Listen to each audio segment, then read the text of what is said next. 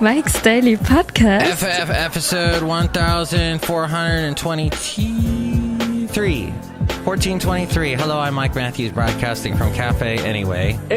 Located somewhere in Podcaster Valley, Mont. Today, we hear from just people that will pop by. The door will open, they will walk in, and all will be just splendid. Madame Rootabega, Valentino, Bison Bentley stopping by, plus Mike's Daily Podcast. Here at the last place on earth, we call it the bottom of the charts. This is the news that's at the bottom. Mike's Daily Podcast. But the news at the top can be a little annoying, especially with all the things they've been deploying, like people going to the areas where there was total totality. And that was just a whole bunch of words for me to say, really. Mike's Daily Podcast. I saw a little bit of the eclipse. It looked like a big chunk had taken out Mike's of the sun. Daily And I looked directly at it. Podcast. Well, actually, I had a little filter, and that was called clouds. Lots and lots of clouds. So I looked at it a little bit, took a couple pictures, none worth putting in the podcast picture. But what was really fun was the building that I work in. A lot of people from the different companies were coming out, mostly women. Actually, all women. And it was nice talking to them. You know, you don't really get to know your neighbors in this world called the Bay Area. Look who just walked in. Hello, Michael Matthews, Madame Rootabega. And I didn't know I was in the Bay Area. Woo. Where'd you think you were? I thought I was in Mazatlan. Mazatlan.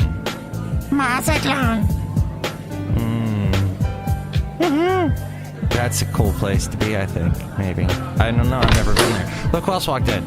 Hello, Mike. This is Valentino, the parking attendant. And this is Bison Bentley. Do you know that? Mike, we're over here. Is you blind? I think I am. I looked directly at the sun, and I shouldn't have. Hey, I posted a podcast. Ow, my eyes. I posted a podcast picture yesterday of Doctor Who's Peter Capaldi from one of the episodes where his eyes were missing because he turned into this weird ghost zombie creature. And I said, I looked directly at the eclipse. And I think I got maybe 3 likes, and that's the most likes I've ever gotten. Thank you. That's depressing, Mike. Yeah, depressing. Do you know that? And here's today's podcast picture. It's something not depressing. It's boats. Boats in Monterey. I might go visit Monterey, I think in about a month, and take my wonderful dog, Basil the Boxer, there. When I go to Florida, he will be with my roommate. My roommate will be taking care of him, so don't worry about him. The dog, not the roommate. You know, this show is dog friendly, and I guess that's all I wanted to say. I guess I have a lot of opinions about how people treat dogs, and I get very upset when there's a family or a couple that wants to start a family and they have a baby and then they get rid of the dog. That is why I love Ashley. Ashley is this girl I keep seeing when I walk the trails, and she has this wonderful dog named Xena, named after the warrior princess of the TV show of the same name. A German Shepherd, kind of a smaller German Shepherd, and Xena loves to play with Basil. And I get so mad at people that when they get rid of their dog, when the wife becomes pregnant or something, like, we can't have a dog here. And Ashley not only kept Xena, but walks the trails now. She has had this baby for 3 months, no, not even a month, 2 months maybe. And I saw her, I think I talked about on a recent podcast how she has one of those baby holders that's all cloth and holds the baby close to your chest. She was wearing one of those as she walked her dog and walked the trails. And the trails aren't that crazy. They're just sort of a little bit of a hill that go around the houses, go around this lake, what used to be a lake at Coal Canyon. And actually, I saw her pushing a stroller on Saturday, and she's just got the most positive attitude, and she looks great. Like, why? and Xena's a happy dog because there's this family growing around the dog, and the dog behaves well. But Mike, some dogs have really bad behavioral problems. All right. I just think, look, there's dog obedience classes. But Mike, we're too busy. Ugh. All right. Anyway, it's always good to hear other opinions, even though it was just me thinking of what the other opinion might be. But whatever. Cafe whatever. I mean, cafe anyway. Anyway. The point is that I saw the eclipse. It was awesome. And the people were cool. They're outside. Okay, then I had to go and do a recording. And it's interesting, the radio station I work at, we have lots of people that record and do shows that have never been on the radio or don't quite understand the logistics of radio. I think I talked about these people that I record that thought that doing the entire show over the phone was okay. Even though, would you want to hear, "Hi, this is Mike. Welcome to Mike's Daily Podcast. I'm talking to you over a phone." There's a service, I don't know how they stay in business. I think they're called blog radio or blog talk radio, where you call in and do your show and then they post it online. And the whole thing sounds like this. And I think that just sounds terrible. Well, for some reason, these people that host the show, I'm not going to name names, they thought that was okay. And then yesterday, they tell me, because they do these shows, I give them time. The show is only a specific amount of time that they're allotted, and they can't go over the time. And I give them the time cues, and they still go over. So what I have to do afterwards is, since it's a pre-recorded show, is I have to go in and chop the show down to make sure it fits in the time. And they actually asked me yesterday, "Mike, how come when the show is long and you cut it down, how come there's parts of the show that we said that aren't there?" I was like, what? Is that question even... should that have even been asked? I don't quite understand. It's called editing, basically. And yeah. There is a technique where you can speed up the talk, but it sounds completely unnatural, and I don't like it. And The Economist Radio does it for their podcast, and it sounds terrible. And they do a thing where they edit out all of the breaths, so it's like one continuous sentence, and you don't hear any breaths, and it just keeps going like that, and that's the entire podcast, and this happens for like a whole 20-minute long podcast. Not a good idea. The brain needs breaks, absorbing information, just as the host needs breaks in their conversation, talking to you. But that's about it. I just wanted to cover all those things.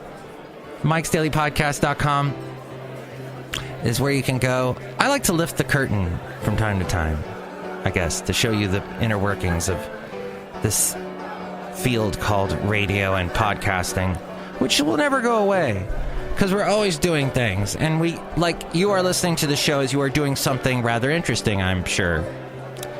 And that's why I always found this way more interesting than video. Video, they show you what they want you to see, and I'm not interested.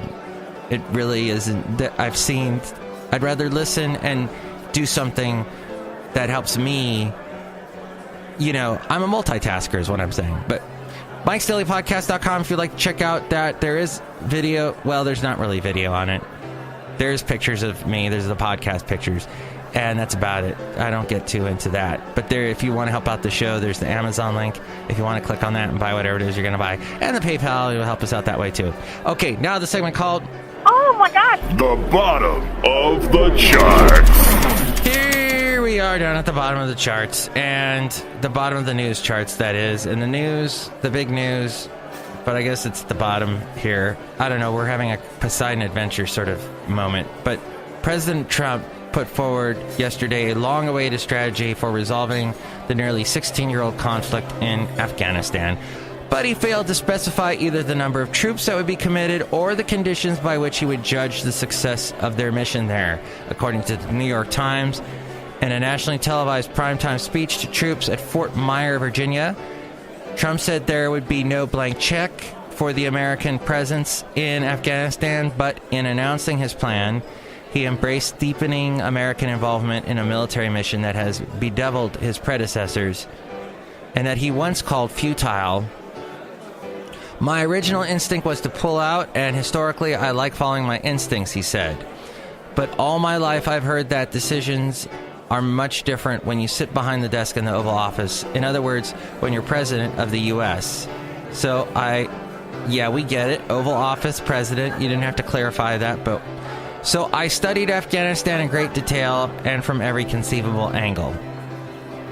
He campaigned for president, promising to extricate the U.S. from foreign conflicts, and many of the steps that he announced yesterday have been proposed by previous administrations. He is plagiarizing. He portrayed the strategy as a stark break with the Obama administration, arguing while his predecessor set artificial timetables. I inherited a mess. It's a mess. For American involvement in Afghanistan, his strategy would be a comprehensive, conditions-based regional approach that would aim for a political solution there. Part of the plan is to deploy more American troops to Afghanistan to continue to train Afghan forces there with the goal of persuading the Taliban, which have recently gained substantial ground in the war, that they could not win on the battlefield. He said the consequences of a rapid exit are both predictable and unacceptable. A hasty withdrawal would create a vacuum that terrorists, including ISIS and Al-Qaeda, would hastily fill. And I have heard that from other experts from both sides, from both parties, saying that. Well, on to the U.S. government is planning on adapting a new approach to discourage hackers and other malicious actors from attacking government and military agencies. They will capture the malware and send it back at the attacker. The hack-back strategy was presented by Lieutenant General Vincent Stewart of the U.S. Defense Intelligence Agency, the DIA, or DIA, which is a female god, an organization specializing in defense and military intelligence, during the U.S. Department of Defense Intelligence Information Systems conference in Missouri. I mentioned it. No, I didn't mention that organization yesterday. But the, what's it called? The, I always want to say anagram, but it's the, an acronym for that is DO-DICE. Do-DICE. It's a bizarre acronym. Once we've isolated malware, I want to re-engineer it and prep to use it against the same adversary who sought to use it against us, he said at the conference. We must disrupt to exist.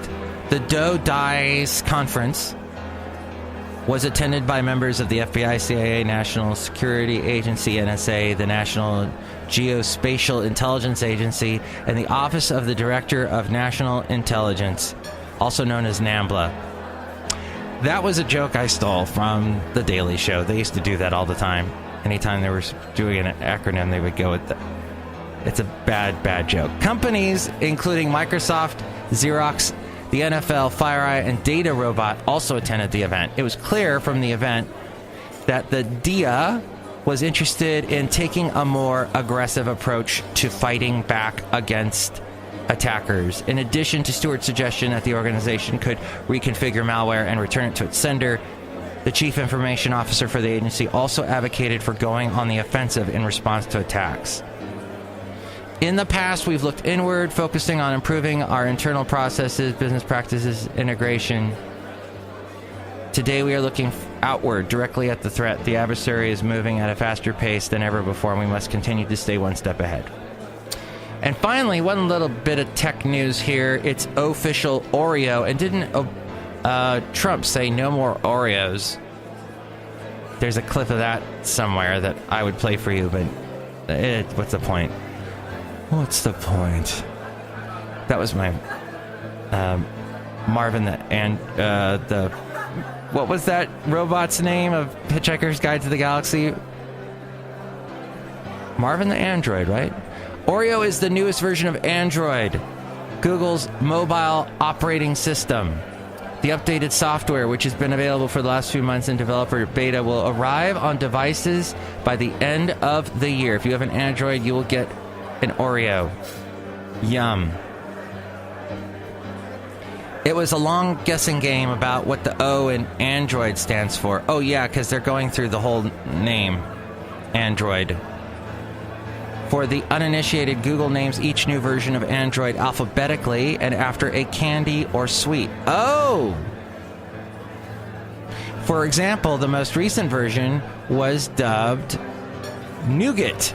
Before that was Marshmallow. Oh, it's alphabetical. And before that, Lollipop. Oreo will be Android 8.0, following Nougat. Theories making the rounds predicted either O stood for Oreo or that Google was trolling everyone by timing the announcement during Monday's solar eclipse. Google unveiled a statue of the newest dessert-themed update at 14th Street Park in Manhattan yesterday, just as the eclipse high point started trailing off. The unveiling was across the street from Chelsea Market, where the original Nabisco factory was located. That's where the first Oreo was invented. This is the first time that Google has revealed the next Android statue somewhere other than in Mountain View, California, not too far away from here in Podcastro Valley, California, where giant lollipops, ice cream sandwiches, and jelly beans grace the grounds. Named after former versions of Android. Google decided to name this update after the Oreo cookie after several late nights at its headquarters where engineers just kept grabbing the snacks. And you know, they've got all those snacks there available for them constantly. You can have 3 different types of food. I think the green labeled food is the good stuff for you. Grapes, bananas, apples, strawberries. Then I think it goes, I forget what the one in the middle is, but red are ones you shouldn't eat a lot of, like Oreos would probably be labeled a red one. As we go outside a cafe anyway, we're bringing a Mike's Daily Podcast somewhere in Podcastro Valley. Next show, it's going to be Chely Shoehart, Floyd the Floorman, and John Deere the Engineer. Enjoy your Oreo or whatever you were eating today. They said, by the way, you could have watched the eclipse using an Oreo as the shadow. That made no sense to me. Somebody said that on one of the talk shows I was listening to. And I did bring my colander to work, but I couldn't use it because there was no shadows on the ground because of the clouds were obstructing the sun. So that happened. Enjoy your day. I hope your eyes are feeling much better after all the viewing you did yesterday. Can you dig it? Can you dig it? Yes, I can. Mike's Daily Podcast is written and produced and performed by Mike Matthews. His podcast is super easy to find. Download or listen to his show and read his blog at MIKEs-DAILY-PODCAST.com. Email Mike now at MIKEs-DAILY-PODCAST@gmail.com. See you tomorrow. Bye!